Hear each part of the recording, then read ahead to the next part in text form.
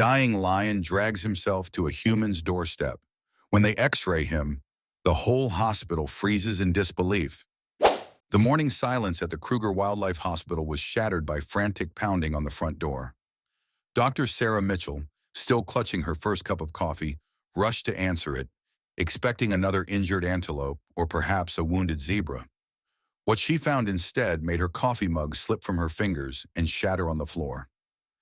There, collapsed on the clinic's doorstep, lay one of Africa's most magnificent creatures, a male lion, his golden mane matted with blood, his massive body trembling with each labored breath. But it wasn't just the presence of the lion that left Dr. Mitchell frozen in shock. It was the way he looked up at her with intelligent, pain-filled eyes, almost human in their desperation. This powerful apex predator, king of the African savanna, had somehow dragged himself to the only place that could help him, a human hospital. "John, Maria, get out here now," Sarah called to her staff, her voice cracking with urgency. As her team rushed to join her, the lion let out a low, pitiful moan that seemed to vibrate through the very foundations of the building. It was a sound that would haunt Sarah's dreams for years to come, the cry of a proud creature brought low by circumstances beyond his control. The lion, whom they would later name Solomon, had traversed over 5 miles of dangerous terrain to reach their remote clinic. His tracks in the dusty earth told a story of determination that defied natural law, a trail of blood and dragged paw prints that spoke of an incredible will to live. "He's losing blood fast," Maria, the head nurse, observed as they carefully approached the massive cat. What amazed them all was how the lion remained perfectly still, as if he understood they were there to help.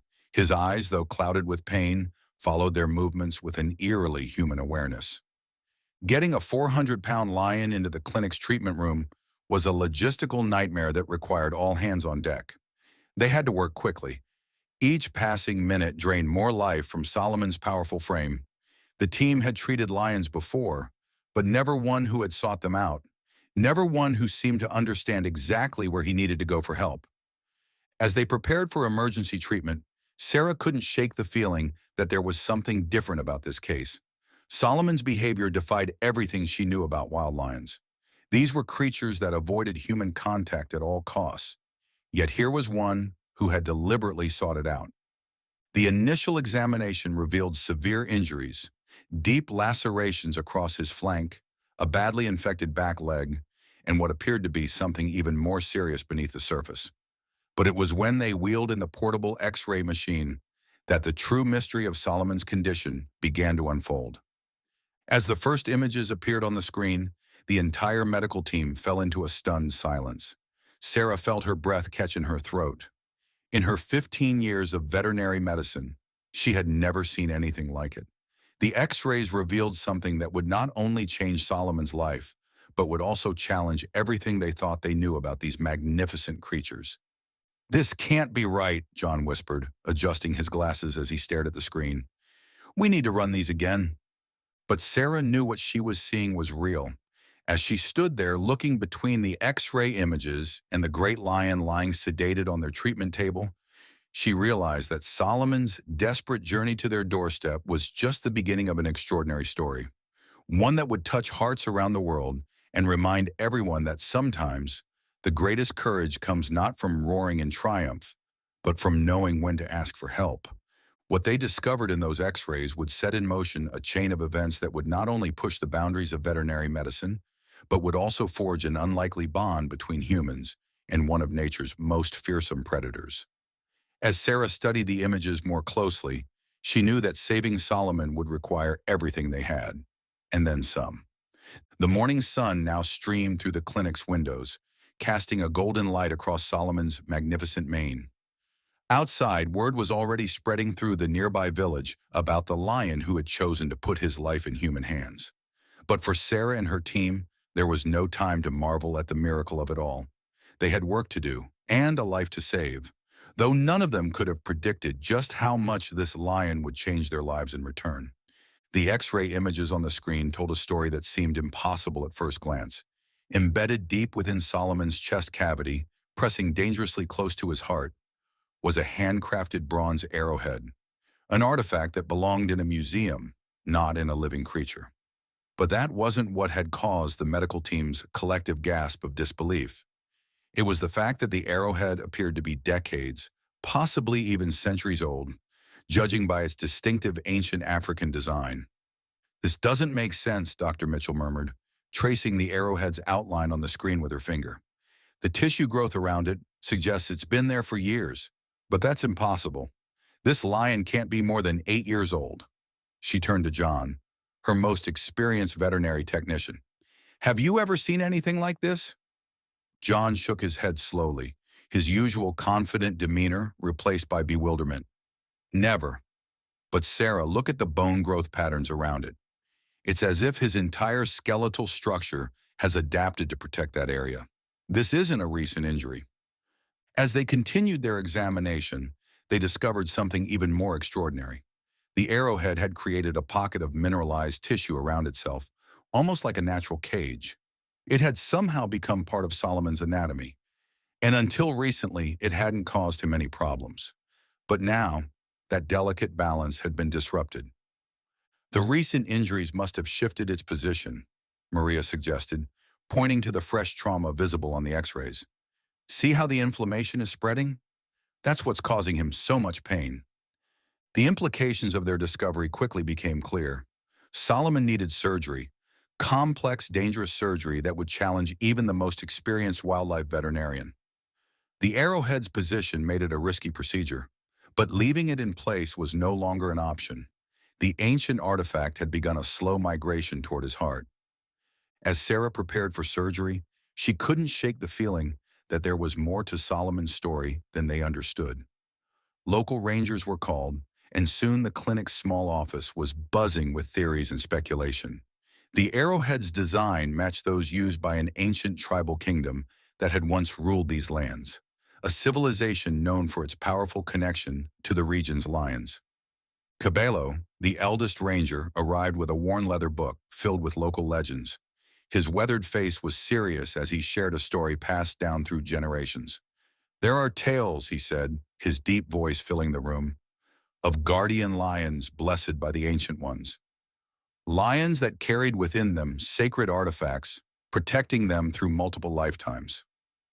Under normal circumstances, Sarah would have dismissed such stories as mere folklore, but there was nothing normal about Solomon's case. As she watched the sedated lion's steady breathing, she couldn't help but wonder about the mysteries his existence posed. The surgery was scheduled for the following morning, giving them time to consult with specialists and prepare properly. That night, Sarah stayed late at the clinic, studying Solomon's x-rays and reviewing every piece of medical literature she could find about similar cases. But there were no similar cases. This was unprecedented. Through the observation window, she watched as Solomon slept, his massive chest rising and falling rhythmically. Despite his size and fearsome nature, there was something undeniably regal about him, something that went beyond mere animal magnificence. The way he had sought out human help, his unusual calmness in their presence, everything about him defied conventional understanding. As the night deepened, Sarah received calls from veterinary experts around the world, all eager to be consulted on this extraordinary case. News of Solomon had spread quickly through professional channels, and by midnight, her email was flooded with messages from researchers and scientists offering their expertise. But it was a late-night visit from Manor, the oldest member of the nearby village, that would prove most enlightening. The elderly man arrived just before dawn, moving slowly but purposefully toward Solomon's enclosure. When he saw the lion, tears filled his eyes. "My grandmother told me stories," he said softly, placing a wrinkled hand against the observation window. "Stories of a lion who would come when our people needed him most, carrying within him a piece of our ancestors' wisdom. We thought they were just tales to tell children."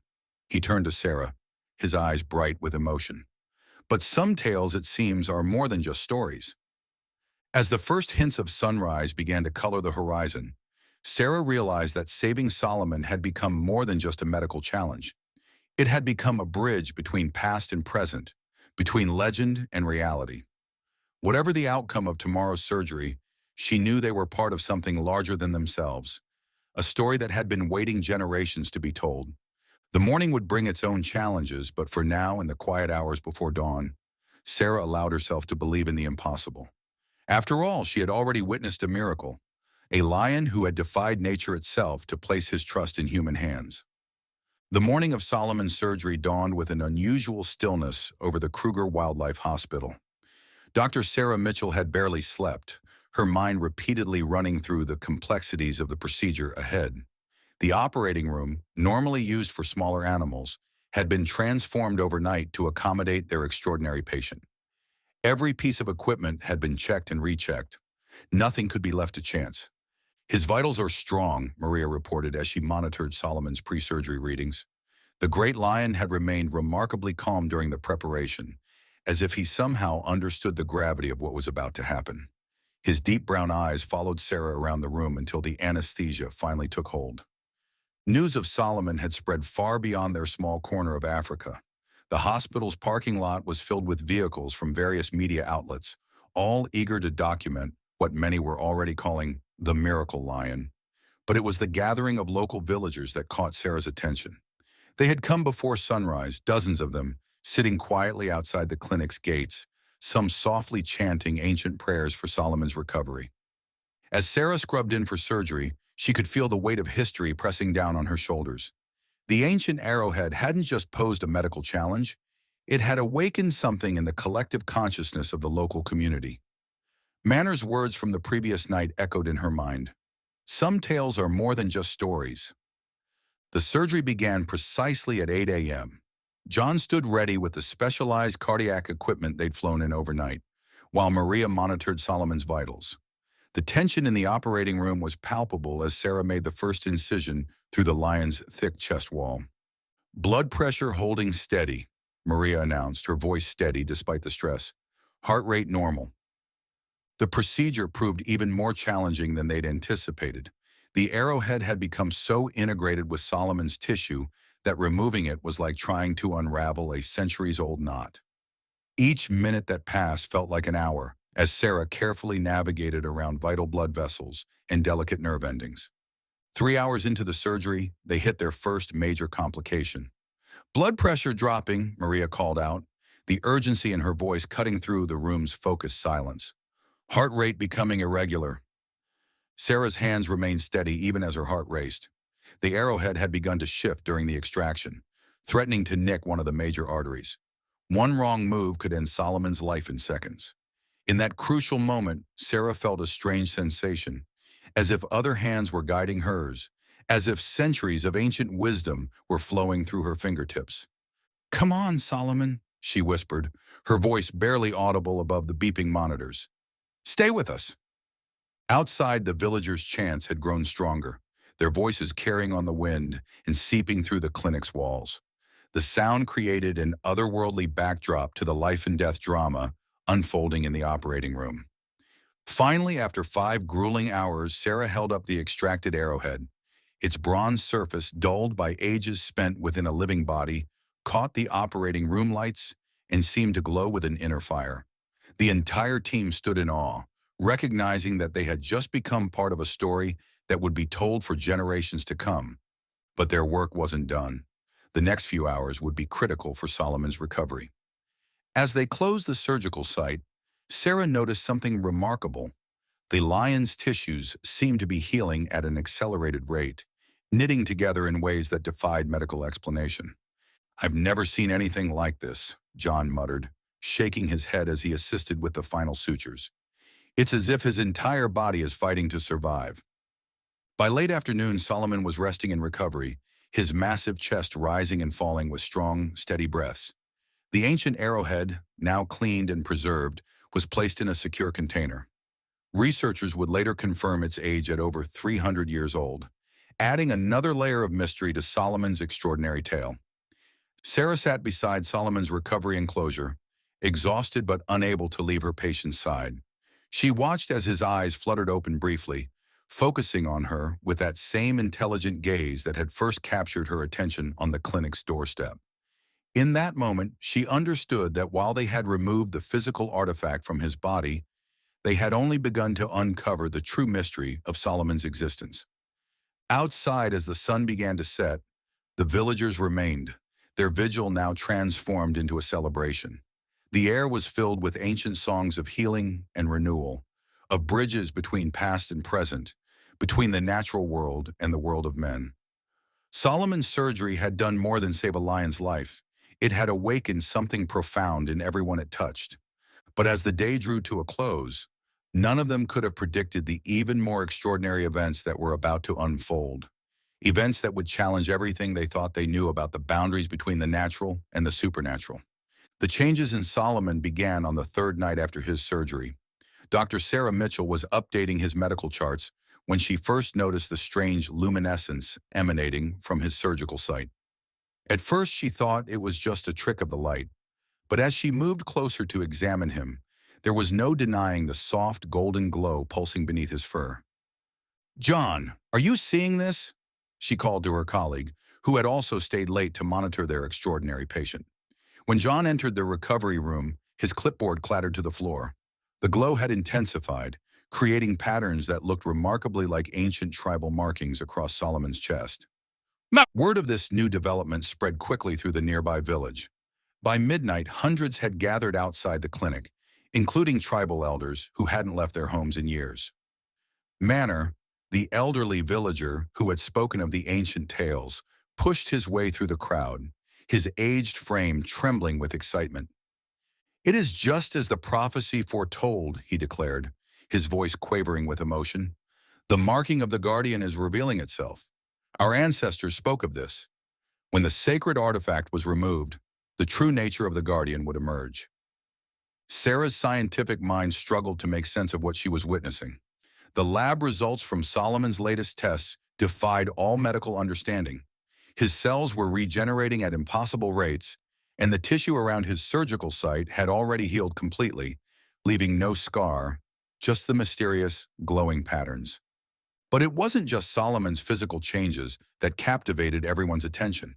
The wildlife around the clinic had begun behaving strangely. Animals that normally avoided the area were gathering peacefully nearby. Zebras, antelope, even other lions. They seemed drawn to Solomon's presence, creating an unprecedented gathering of wildlife that had local rangers baffled. One morning, Sarah arrived to find a young injured leopard cub lying outside Solomon's enclosure. The cub, suffering from a badly broken leg, had somehow managed to drag itself for miles, much like Solomon had done. As they treated the cub, Sarah couldn't shake the feeling that these events were connected. "He's becoming a beacon," Cabello observed, watching as more injured animals continued to arrive over the next few days. "The animals sense something in him. They're coming here for healing, just as he did." The media dubbed it the Solomon effect, this inexplicable phenomenon of injured wildlife seeking out the clinic. But the most remarkable aspect was Solomon's interaction with these animals. Despite being a predator, he remained completely docile as various species were treated in enclosures near his.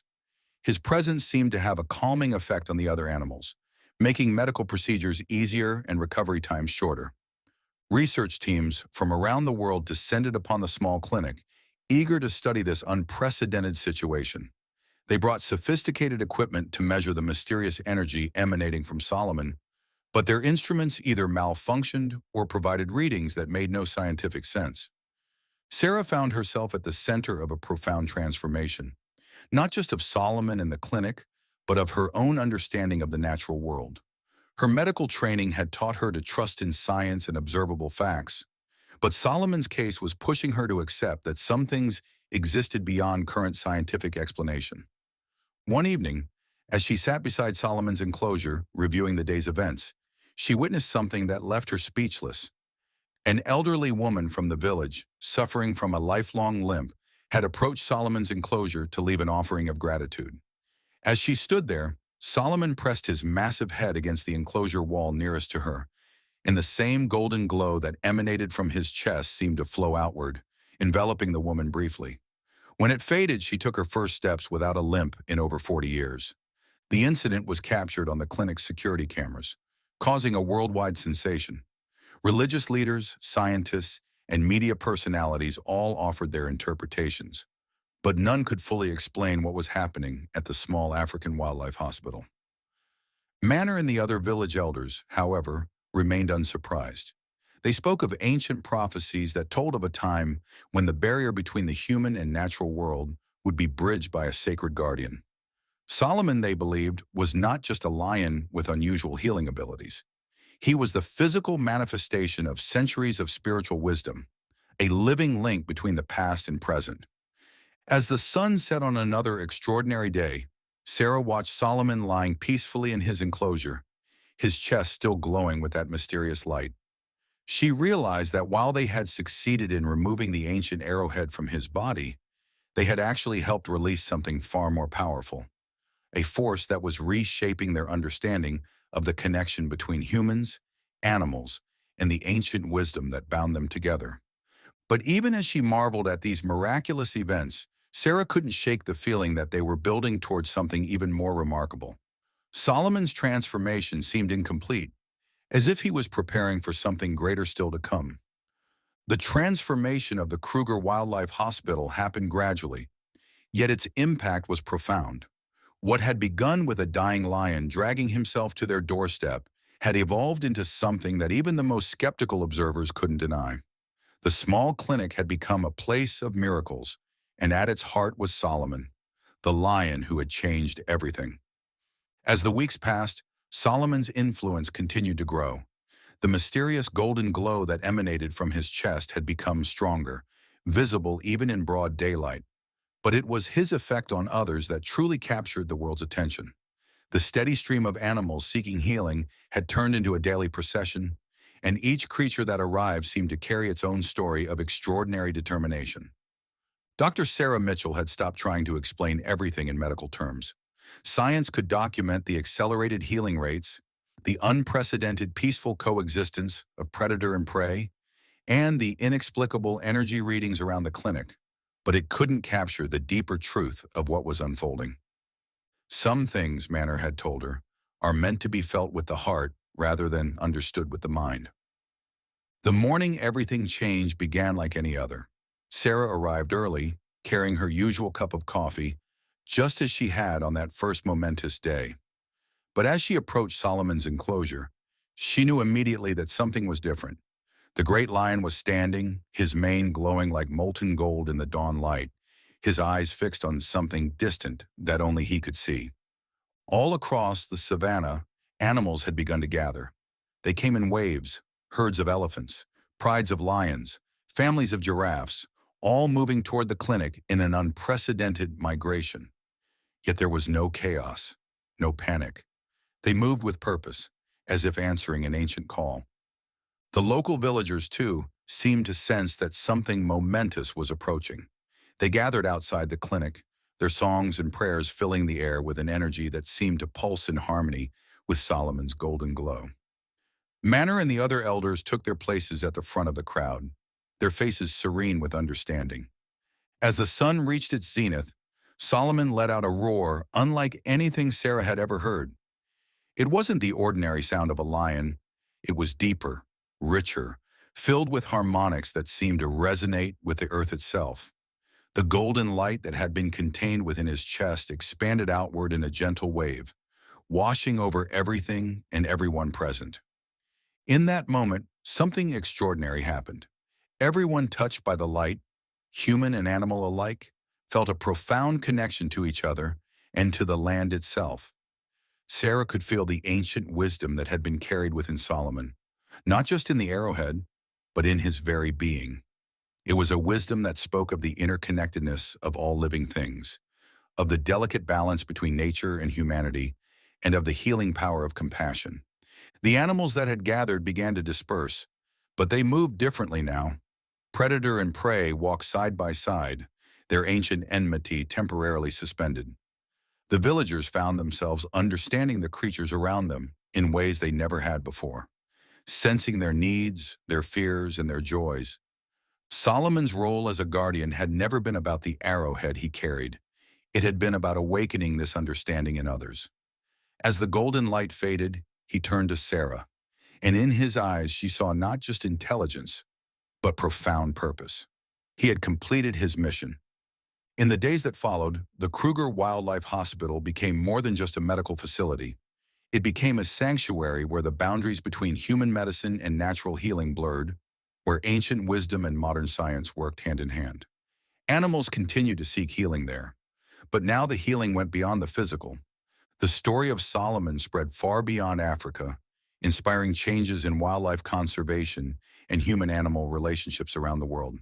The ancient arrowhead was enshrined in a special section of the clinic, not as a mere artifact, but as a symbol of the bridge between past and present, between humans and nature. Solomon remained at the clinic, but his role had evolved. He was no longer just a patient or even just a miracle. He had become a teacher, showing by example that the greatest healing comes not from medicine alone, but from the connection between all living things. Dr. Sarah Mitchell often reflected on that first morning when a dying lion had arrived at her door. She had thought she was saving his life, but in reality, Solomon had given them all something far more precious, a reminder that in a world increasingly divided, the power to heal and unite still exists, carried in the heart of a lion who dared to trust in human kindness. As the African sun set each evening, casting its golden light across the savannah, Solomon would lift his head and let out a gentle roar, reminding all who heard it that some miracles don't just happen once. They continue to unfold, touching lives and changing hearts, creating a legacy that would endure for generations to come.